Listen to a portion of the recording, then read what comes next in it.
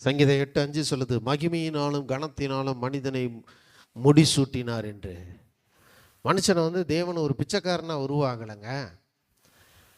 ஆதாமையும் ஏவாளையும் ஒரு பிச்சை எடுக்கிறவர்களாக, பிச்சைக்காரர்களாக வைக்கவில்லை. அதெல்லாம் புரிஞ்சுங்க.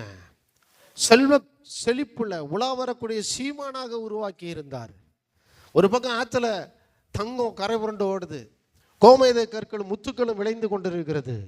இன்னொரு புறம் ஏராளமான மரங்கள் பழங்களை தந்து கொண்டிருக்கிறது. தேசம் 4-5 தேசம்லாம் அதில் இருக்கு, ஆறுகள் ஓடிக்கிட்டு இருக்கு. அவ்வளோ பெரிய தோட்டத்தை 2 பேருக்கு கொடுக்கிற சர்வ வல்லமையுள்ள தேவன் ஆண்டவராய் இயேசு கிறிஸ்து ஒருவர் மட்டுமே. அந்த உன்னதமான தேவன், ஐஸ்வர்யத்தின் தேவன், சகலத்தையும் செய்யக்கூடிய வல்லமையுள்ள எல்ஷடாய் தேவன் ஆண்டவராய் இயேசு கிறிஸ்து இருக்கையில் நீங்கள் உங்கள் பிரச்சனையை நம்பாதீங்க, உங்கள் போராட்டத்தை நம்பாதீங்க, உங்கள் வியாதியை நம்பாதீங்க, உங்கள் தரித்திரத்தை நம்பாதீங்க. சர்வ வல்லமையுள்ள இயேசுவை நம்புங்கள். இவைகள் எல்லாவற்றையும் அவர் ஒரு நொடி பொழுதிலே உங்கள் வாழ்க்கையிலே மாற்றி விடுவார்.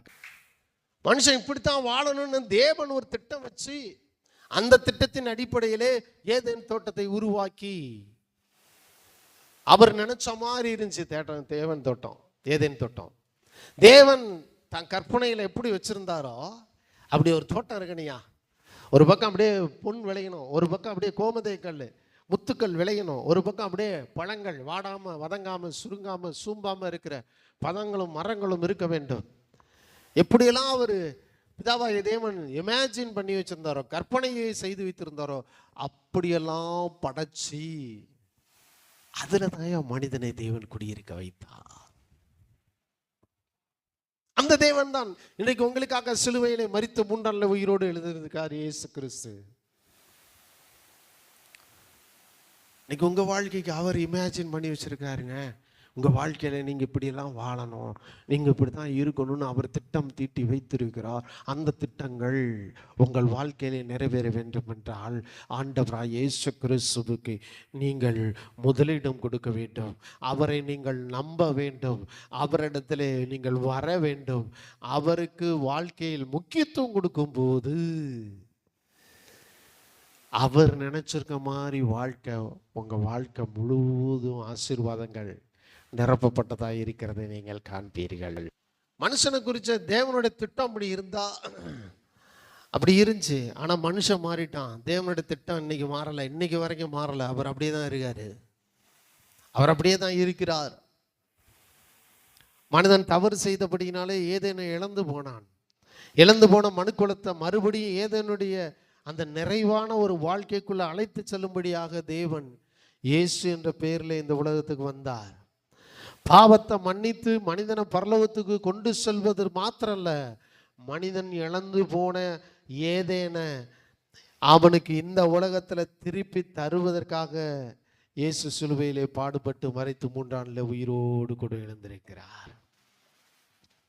ரட்சிக்கப்பட்ட ஒவ்வொருவருடைய ஆவிக்கும், ஒவ்வொருவருடைய மனதுக்கும், ஒவ்வொருடைய சரீரத்துக்கும், ஒவ்வொருடைய குடும்பத்துக்கும், உங்களுடைய தொழிலுக்கும், உங்களுக்கும் போதுமானதற்கும் அதிகமானவராக இருக்கிறார் என்பதுதான் ஏதேன் நமக்கு வெளிப்படுத்துகிறது.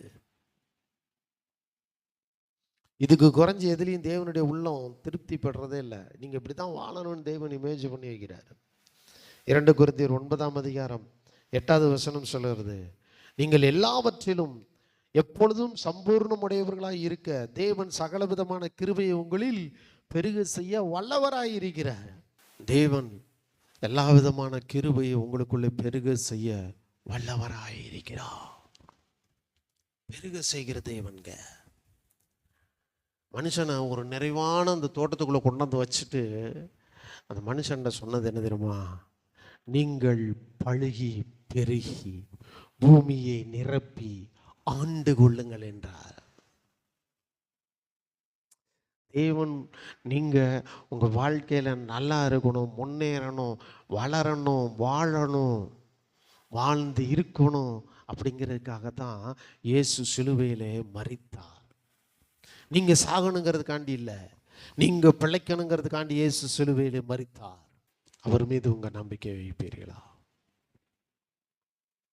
யோவான் 10:10 இயேசு சொல்கிறார், திருடன் திருடவும் கொல்லவும் அழிக்கவும் வருகிறான் என்று வேறொன்றுக்கும் வரான். நானோ அவைகளுக்கு ஜீவன் உண்டாயிருக்கும், அந்த ஜீவன் பரிபூர்ணப்படவும் வந்தேன்கிறாரு இயேசு கிறிஸ்து. இன்றைக்கு உங்கள் வாழ்க்கையை பரிபூர்ணமுள்ள ஒரு வாழ்க்கையாக, பழுகி பெறுகிற ஒரு வாழ்க்கையாக, நிறைவான ஒரு வாழ்க்கையை, அந்த ஏதேன் தோட்டத்தின் வாழ்க்கை திரும்பவும் உங்களுக்கு கொடுக்கும்படி கொல்கதா மேட்டிலே உங்களுக்காக மரித்திருக்கிறார். ஆனவர் மூன்றாம்ல உயிரோடு கூட எழுந்தும் இருக்கிறார். இன்றைக்கு உங்களுக்காக பிதாவின் வலது பரிசத்திலே பரிந்து பேசி கொண்டிருக்கிறார். இன்றைக்கு மீண்டும் உங்களை அழைத்து செல்ல வரப்போகிறார் தேவ பிள்ளைகளே. அதனால இயேசு கிறிஸ்து பாடுபட்டு மரிச்சதெல்லாம் மதத்துக்காக கிடையாது, மதத்துக்காக கிடையாது, மத பாரம்பரியங்களுக்காக அல்ல, மத சடங்காச்சாரங்களை உருவாக்குவதற்காக இயேசு சிலுவையிலே பாடுபட்டு மரிக்கவில்லை. தேவனுடைய அந்த விருப்பத்தின்படி ஒரு நிறைவான வாழ்க்கை வாழ்ந்து கொண்டிருந்த அந்த ஆதாம் ஏவாளும் இழந்து போன அந்த வாழ்க்கையை மீண்டும் மனிதன் பெற்றுக்கொள்ளும்படியாக, அவனை நிறைவான ஒரு வாழ்க்கைக்குள்ளே நடத்தும்படியாக, ஒரு பெருக்கத்துக்குள்ளே அவர்களை கொண்டு வரும்படியாக, அந்த பெருக்கத்தின் தேவன் சிலுவையிலே மரித்து முன்னாலே உயிரோடு எழுந்து உங்களுக்கு இன்றைக்கு பெருக்கத்தை கொடுத்து போகிறார். இயேசுவை நோக்கி பாருங்க, இயேசுவை நம்புங்க. உங்கள் வாழ்க்கையில் உங்கள் வியாதியை நம்பாதீங்க, உங்கள் தரித்திரத்தை நம்பாதீங்க, உங்கள் பிரச்சனைகளை நம்பாதீங்க. பெருக்கத்தின் தேவன் எல்ஷடாய் போதுமானதற்கும் அதிகமான அந்த தேவனை நம்புவீர்கள் என்றால் உங்கள் வாழ்வு ஒவ்வொரு நாளும் செழிப்பின் வாழ்வாக, ஆசீர்வாதத்தின் வாழ்வாக, தேவன் விரும்புகிற நன்மைகளின் வாழ்வாக இருக்கிறதை நீங்கள் பார்ப்பீர்கள்.